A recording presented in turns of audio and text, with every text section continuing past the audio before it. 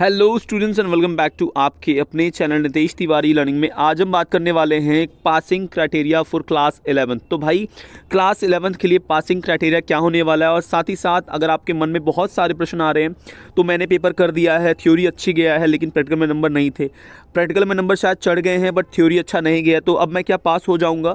अगर मान लीजिए मुझे डर लग रहा है, मुझे एक सब्जेक्ट लग रहा है कि मैं पास आपका फेल हो सकता हूँ या उसमें कंपार्टमेंट मेरी आ सकती है, तो क्या मैं पास हो जाऊँगा? 12th में क्या मैं चला जाऊँगा? तो बहुत सारे प्रश्न आ रहे होंगे, मुझे पता है। सारे क्वेश्चंस का आंसर आपको इस वीडियो में मिल जाएगा। साथ ही साथ चैनल पर नए हो, चैनल को सब्सक्राइब कर लो और बेल आइकन को जरूर दबा दो।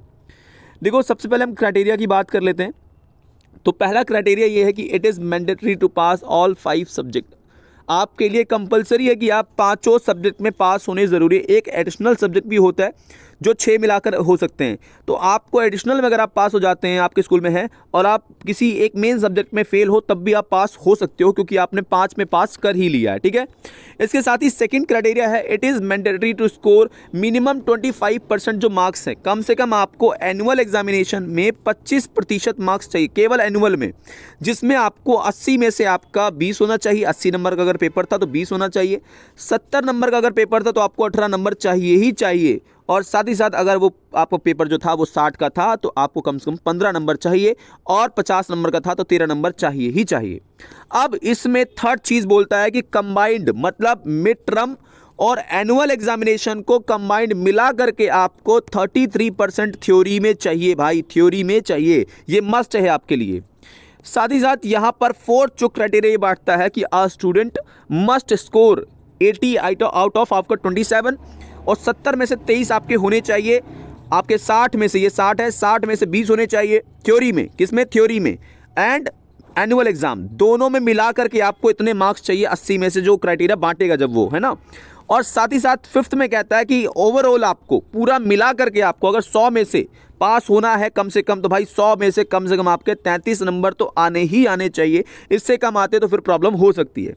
और इसमें यह है कि student must pass in theory and practical. यही तो दिक्कत है, बच्चा अक्सर क्या करता है, या तो थ्योरी अच्छी कर देता है और प्रैक्टिकल में नंबर लगे नहीं होते, या प्रैक्टिकल में नंबर लग जाते हैं और थ्योरी अच्छी नहीं जाती। तो भाई किसी भी एक में अगर आप फेल हो जाते हो, आपको पासिंग मार्क्स नहीं मिलता है, तो फिर आप फेल ही हो। यहाँ पर दोनों में पास होना जरूरी है, आपका थ्योरी में भी और प्रैक्टिकल में भी। ठीक है। अब ग्रेस मार्किंग की थोड़ी बात कर लेते हैं, मतलब टीचर कितने नंबर आपके बढ़ा सकता है, क्या क्राइटेरिया रहता है। देखो, मैक्सिमम जो टीचर है वो 10 नंबर तक एनुअल एग्जामिनेशन में खास करके आपके बढ़ा सकता है 33 तक पहुंचाने के लिए। अगर किसी के 23 है तो 10 बढ़ा के 33 हो सकता है और वो पास हो जाएगा।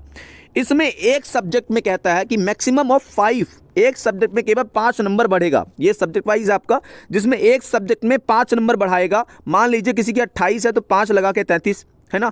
किसी के मान लीजिए अगर आपके इसमें आपका लगभग मान लीजिए कि 23 नंबर पास होने के लिए चाहिए, 18 नंबर है और 23 पास के लिए चाहिए, तो 5 नंबर लगा दिया, तो 5 नंबर एक सब्जेक्ट में लगाया जा सकता है। ठीक है। साथ ही साथ इसी ऑर्डर में ग्रेस मार्किंग जो है कैसे और किसको मिल सकती है।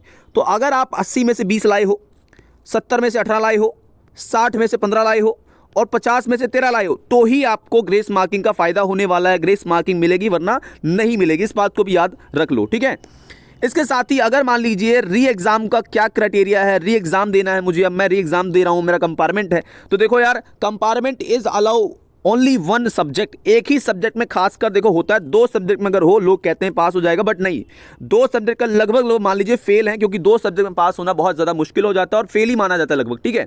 उसके बाद student has to score 33% marks to pass the compartment exam. अगर आपका कंपार्टमेंट एग्जाम है जो कि 80 नंबर का था, तो आपको कंपार्टमेंट में 27 नंबर तो लाना ही लाना है। 70 नंबर का था तो 23 नंबर आपको लाना ही लाना है उस कंपार्टमेंट में, और अगर 60 का था तो 20 नंबर लाने हैं, 50 का था तो 17 नंबर, कम से कम 17 नंबर तो आपको लाना ही लाना है। यही आपका क्राइटेरिया रहता है। ठीक है। इसके साथ ही if student fail in re exam, आपने जो कंपार्टमेंट का एग्जाम दिया था री एग्जाम, आप उसमें भी फेल हो गए हैं, तो फिर आपको 11th क्लास में ही रहना पड़ेगा नेक्स्ट सेशन के लिए भी। ये तो रहे आपका पूरा का पूरा पैटर्न। अब कुछ क्वेश्चन, जैसा मैंने कहा था लास्ट में सब कुछ क्लियर करूंगा क्या क्वेश्चंस हैं। तो आपके मन में एक क्वेश्चन आता है कि भैया what is the passing marks for the class 11th। देखो पासिंग मार्क्स तो यही है कि भाई आपको 33% लाना ही लाना है, तो एक तो यही क्वेश्चन हो गया। अगला बच्चा पूछता है can I pass 11th class if I fail in 2 subject, क्या मैं पास हो सकता हूँ 2 सब्जेक्ट में अगर मैं फेल हो गया हूँ? मुश्किल है बहुत ज़्यादा, देखो मुश्किल है यहाँ पर, और खासकर बहुत सारे स्कूलों में या 11th क्लास में तो फेल ही मान लिया जाता है इस चीज़ को, तो वो काफ़ी मतलब टफ है, एक सब्जेक्ट में तो फिर भी चल जाएगा। तीसरा बच्चा बहुत ज़्यादा क्वेश्चन पूछता है is 11th class passing marks out of 35, अगर 35 में से मेरा नंबर लगता है तो कितने नंबर मुझे लाने होंगे? कम से कम आपको 11.55 मतलब 12 नंबर कम से कम चाहिए। ये रहा आपका तरीका। अब देखो मेरी बात समझ लो, नंबर कम आते हैं, फेल पास आगे की बात है, इतना टेंशन नहीं लेना है। देखो साथ मिलकर करना है।